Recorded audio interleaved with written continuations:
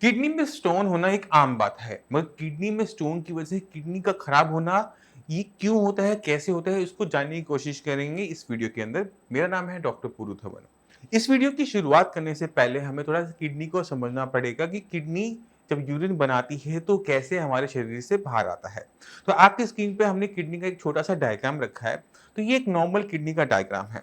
इसमें आप देख सकते हैं कि ये किडनी जो है वो जब यूरिन बनाती है तो इन छोटे-छोटे जो हम देख रहे हैं कि नालियों से वो इकट्ठा होते हुए एक सिंगल पाइप में आता है और हमारे यूरिनरी ब्लैडर में जाता है और यहीं पर हमें इकट्ठा होता है जब तक हम इसे पास नहीं करते। ये नॉर्मल होता है। मगर अगर किसी वजह से आपकी किडनी के अंदर स्टोन बनता है, तो स्टोन आपकी किडनी को 2 तरीके से खराब कर सकता है। पहले चलते हैं हम ऑब्स्ट्रक्शन के केस के अंदर, यानी जहाँ पर ये पेशाब की जो नली है वो किसी कारण से बंद हो जाती है।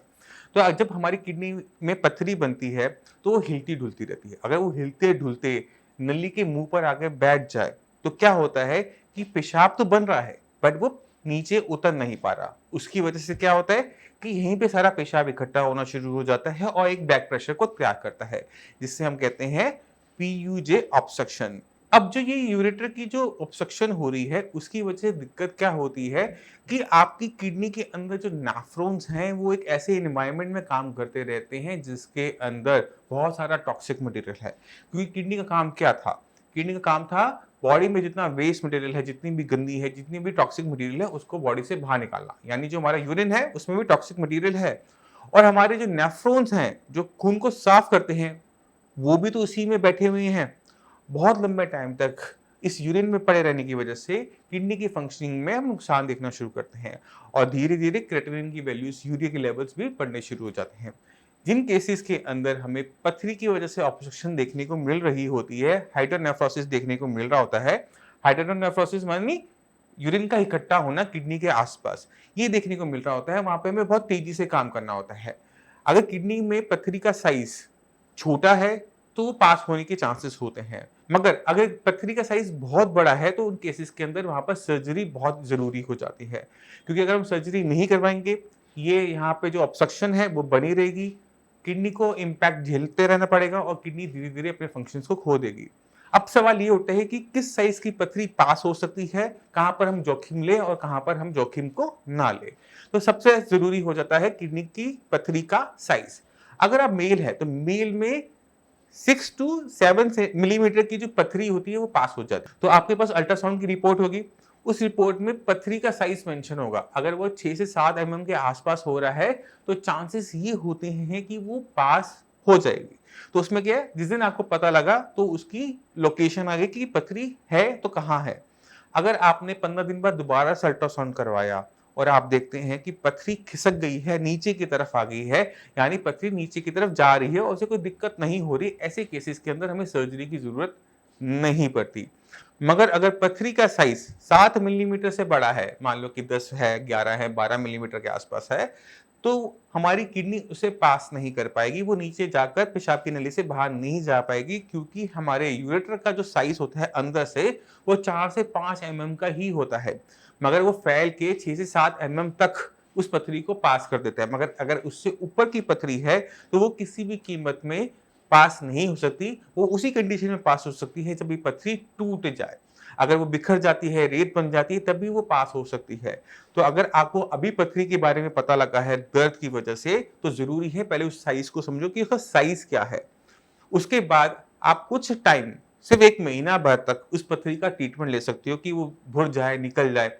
अगर वो महीने भर के अंदर नहीं निकलती, तो बहुत ज़रूरी हो जाता है कि आप जल्दी से जल्द अपना सर्जरी करवा के उस पथरी को बाहर करें। अगर वो बाहर नहीं करेंगे, तो आपकी जो किडनी है, वो पूरी तरह से खराब होने के पूरे-पूरे चांसेस बने हुए होते हैं। तो आप इस बात को समझ गए होंगे कि पथरी का साइज़ इम्पोर्टेंट है, उसको आप टाइम देना चाहते हो, आप दो, मगर एक लिमिट के अंदर। हद से हद आप 15 से 20 दिन या 4 हफ्ते तक वेट करो, उससे ऊपर आपको वेट करने की ज़रूरत नहीं है। मगर वेट भी हमने कब करनी है? जब हमें लगता है कि वो पथरी पास हो सकती है। उसका साइज़ 7 एमएम से बड़ा है, 8, 10, 12, 20, तो ये गलतियाँ मत करना। तो ये तो बात होगी उस पथरी की जो कि आपकी पेशाब की नली को ब्लॉक कर रही है। मगर एक और पोज़ीशन के अंदर हमें पथरी देखने को मिलती है, वो है कैलिक्स। तो अगर आपकी किडनी की कैलिक्स के अंदर पथरी है, तो वो ऑब्स्ट्रक्शन ज़्यादा पैदा नहीं करती। क्यों नहीं करती? क्योंकि अगर आप कैलिक्स को समझने की कोशिश करो तो ये काफ़ी खुली जगह होती है। तो अगर यहाँ पे 4 एमएम, 5 एमएम की मल्टीपल स्टोन भी पड़े हुए हैं, तो वो किसी भी तरीके से पेशाब को नहीं रोक रहे। और जब तक पेशाब रुकेगा नहीं, तो खास दिक्कत पैदा होती नहीं है। ना आपको दर्द होगा, ना आपको किसी टाइप की परेशानी होगी और अक्सर इस जगह पर हर दूसरे तीसरे इंसान की किडनी के अंदर हमें पथरी देखने को मिल जाती है। पथरी बनती है, घुलती है, निकल जाती है। जब वो अटकती है तभी हमें सर्जरी की ज़रूरत होती है।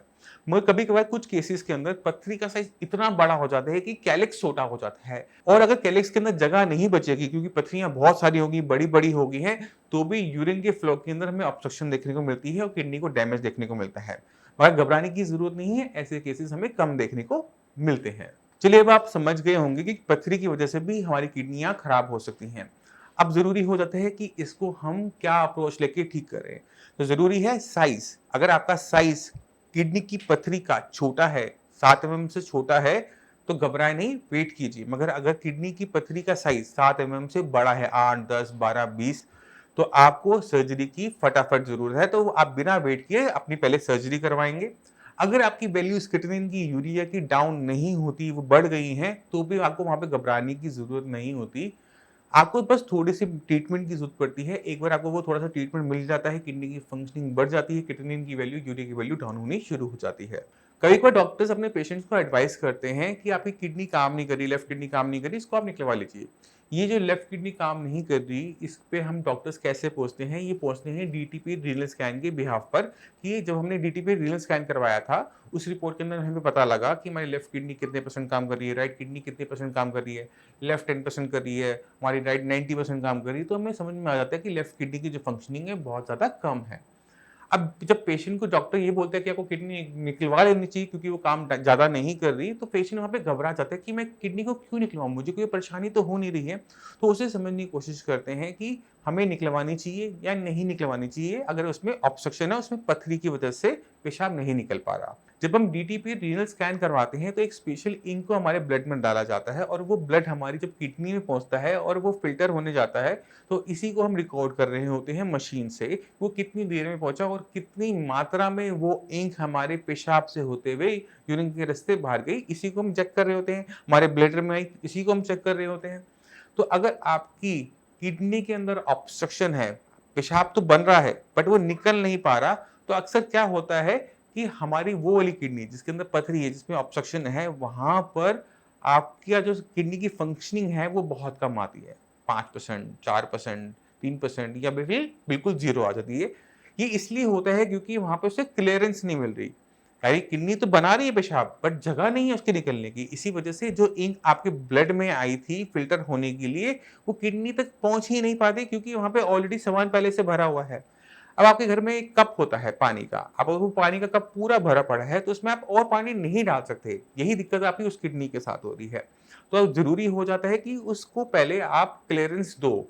इसके लिए एक छोटा-सा प्रोसीजर किया जाता है, उसे हम कहते हैं डीजे स्टंट डालना। पेशाब के रस्ते एक छोटा-सा स्टंट, एक छोटी-सी पाइप, सिलिकॉन की पाइप डाल दी जाती है किडनी के पूरे रस्ते तक और उस पथरी को बायपास कर दिया जाता है, यानी पथरी से आगे तक। अगर पेशाब उससे निकलता चला जाता है, तो उसमें हमें क्या देखने को मिलता है कि किडनी की फंक्शनिंग बढ़ गई और किडनी की फंक्शनिंग क्यों बढ़ गई? क्योंकि उसे जगह मिल गई पेशाब को निकालने के लिए। ये बहुत ज़रूरी हो जाता है। तो कभी डॉक्टर आपको किडनी निकलवाने के लिए कह रहा है किसी ऑब्स्ट्रक्शन की वजह से, तो वहाँ पे घबराने की ज़रूरत नहीं है। अपनी कंडीशन को समझते हुए उस पे काम करने की ज़रूरत है कि हमें ज़रूरत है या नहीं है या किसी और सर्जिकल प्रोसेस से हम इसको पहले से बेटर कर सकते हैं। तो मेरी पर्सनल एडवाइस सभी पेशेंट को यही होती है कि पहले आप डीजी स्टंट करवा के देख लो। अगर डीजी स्टंटिंग करने के बाद आपकी किडनी की फंक्शनिंग में सुधार होता है, तो आपको किडनी रिमूव करने की ज़रूरत नहीं है। अगर डीजी स्टंटिंग करने के बाद भी क्लीयरेंस नहीं मिलती, किडनी काम नहीं कर रही, तो उसको आप आज निकलवाओ, कल निकलवाओ, कोई फ़र्क नहीं पड़ता। तो आपको समझना पड़ता है अपनी कंडीशन को कि आपकी किडनी के साथ क्या गलत हो रहा है। हमारे पास कौन-कौन सी चीज़ें अवेलेबल है, कौन-कौन से प्रोसीजर टेबल पे अवेलेबल है, कौन-सा सबसे कम नुकसान करके हमारी किडनी को पहले से बेटर फंक्शन दे सकता है। तो ये बहुत ज़्यादा कठिन निर्णय होता है जो कि एक डॉक्टर ने लेना होता है एक पेशेंट की बीमारी को देखते हुए। तो इस पे हमें कई बार मल्टीपल ओपिनियन भी लेने पड़ते हैं जो कि गलत नहीं होता। तो मैं उम्मीद करता हूँ इस वीडियो से आप समझ गए होंगे कि ऑब्स्ट्रक्शन पे हमने क्या करना है। अगर आपका पीयूजे ऑब्स्ट्रक्शन आ रहा है रिपोर्ट के अंदर, हाइड्रोनेफ्रोसिस आ रहा है, क्रिएटिनिन की वैल्यूज बढ़कर आ रही हैं, तो हमने कौन से स्टेप को फॉलो करते हुए अपनी कंडीशन को बेटर करना है। अब इसी के साथ आपसे चलने की आगे चाहूंगा। मिलते हैं अगली वीडियो में, तब तक के लिए नमस्कार।